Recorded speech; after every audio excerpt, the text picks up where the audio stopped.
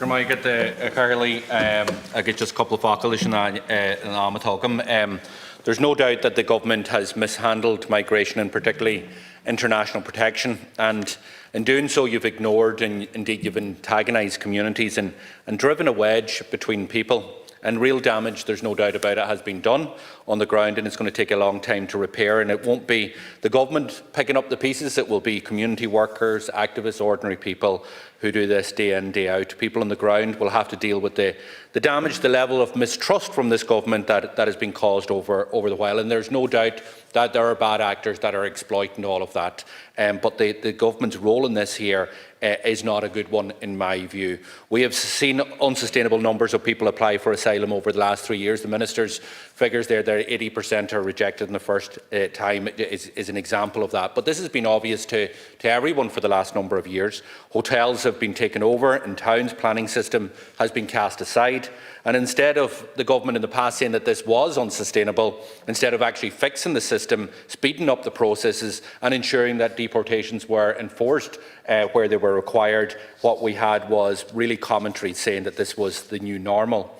So we need to have a serious conversation also about what the actual causes are that lead to these levels of migration. But there's also no appetite for that conversation within this government or indeed across Europe. We saw that with the disastrous migration pact that the government has signed us up to. It totally ignored the root causes. And if European states were serious about reducing the number of arrivals, they would stop selling arms to dictators and oppressive regimes.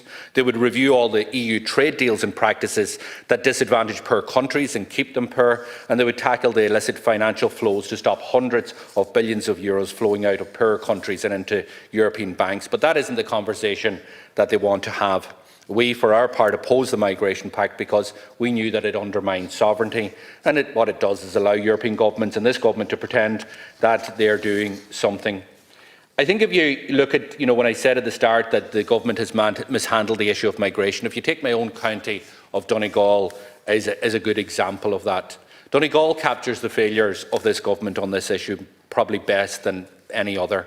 It is the most deprived county on the island of Ireland, has got the highest unemployment rate, highest levels of deprivation, least disposable income in the state, yet it has got the highest levels of IPAS, it has got the highest levels of those seeking temporary protection for Ukrainian international applicants than anywhere else in the state.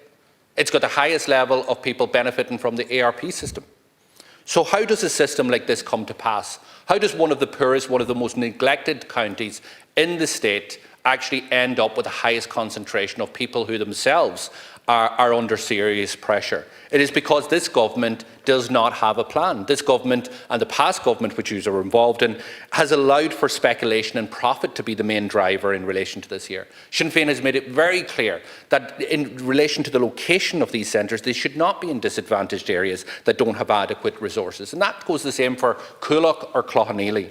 But what we've had is a developer-led approach looking for higher profits by getting sites in disadvantaged and rural areas. It's a year and a half ago since I stood here and put amendments to the government in relation to the ARP scheme. At the time, I told you that it was putting pressure on the rental sector. At a time, I told you it was completely unfair for the state to pay the rent of somebody who was working in the factory and the person beside them who was working in the same factory, earning the same wages, having to pay their own rent. It's completely unfair.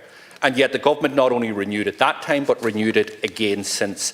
And that system is unfair, Minister. And since that time, 16 months ago, there has been an explosion of ARP accommodations in my own county of Donegal. It's gone up by three times. It went from 600 to over 2,000 today. So it's no wonder when people come knocking at my door or other TDs and they're saying, we can't find rental accommodation. But yet there's been 2,000 properties found in relation to Ukrainian who need accommodation, and they have been paid by the state, that there is a resentment in relation to that there. And that's not a resentment that was fostered by, or a situation that was fostered by Ukrainians. It's the government who designed this scheme, which is wrong.